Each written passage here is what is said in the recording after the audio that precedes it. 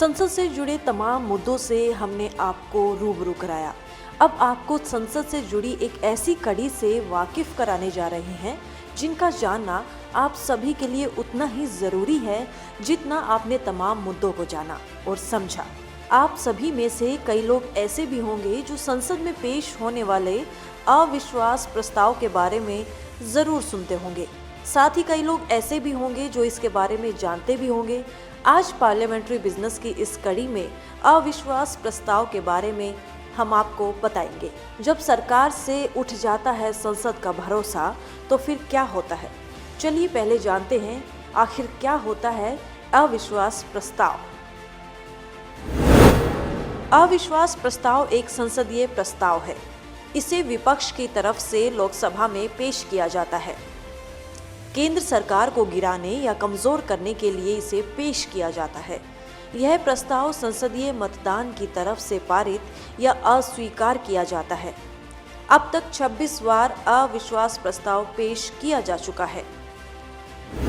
अविश्वास प्रस्ताव लाने की क्या है प्रक्रिया?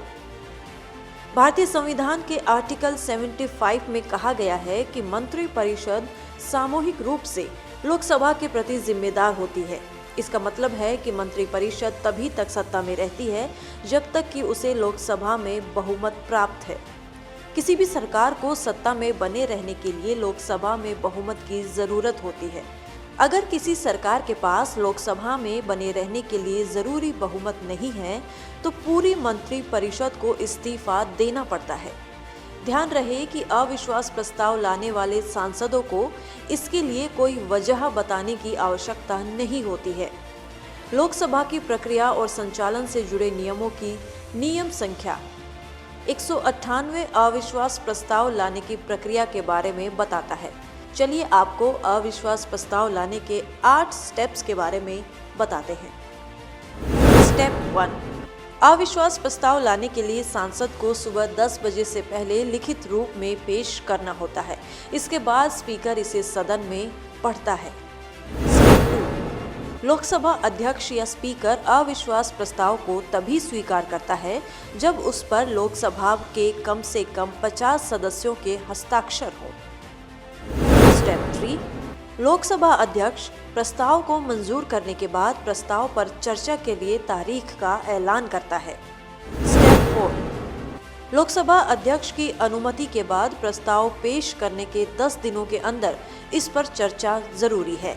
ऐसा नहीं होने पर प्रस्ताव फेल हो जाता है। स्टेप 5, चर्चा के बाद स्पीकर अविश्वास प्रस्ताव के पक्ष में वोटिंग कराता है। स्टेप 6, अविश्वास प्रस्ताव के जरिए वर्तमान सरकार लोकसभा सांसदों के बहुमत को साबित करती है।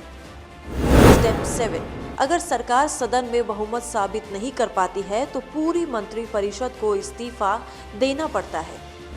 स्टेप 8, अगर सरकार विश्वास मत हार जाती है तो आमतौर पर 2 स्थितियां बनती है। पहला, सरकार इस्तीफा दे देती है और दूसरी पार्टी या गठबंधन सरकार बनाने का दावा करती है। दूसरा, लोकसभा भंग कर चुनाव भी कराए जा सकते हैं। अविश्वास प्रस्ताव के बारे में अहम बातें। लोकसभा में सबसे पहला अविश्वास प्रस्ताव अगस्त 1963 में तत्कालीन प्रधानमंत्री जवाहरलाल नेहरू की सरकार के खिलाफ JB कृपलानी ने पेश किया था, लेकिन विपक्ष सरकार गिराने में नाकाम हो गया था क्योंकि इस प्रस्ताव के पक्ष में केवल 62 वोट पड़े और विरोध में 347 वोट। वर्ष 1978 में लाए गए अविश्वास प्रस्ताव ने मोरारजी देसाई सरकार को गिरा दिया था। चलिए अब अविश्वास प्रस्ताव से जुड़ी अहम बातें आपको बताते हैं। अविश्वास प्रस्ताव को सिर्फ लोकसभा में ही लाया जा सकता है।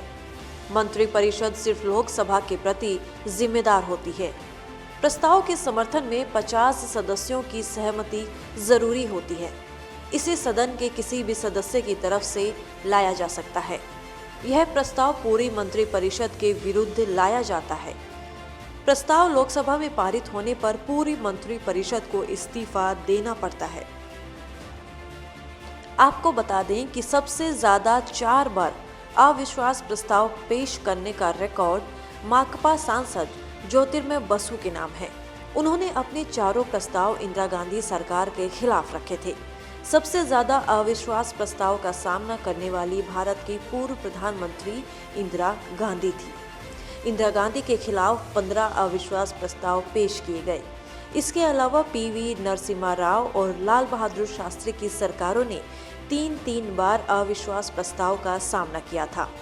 पूर्व प्रधानमंत्री अटल बिहारी वाजपेयी ने एक बार इंदिरा गांधी और दूसरी बार पीवी नरसिम्हा राव के खिलाफ अविश्वास प्रस्ताव पेश किया था।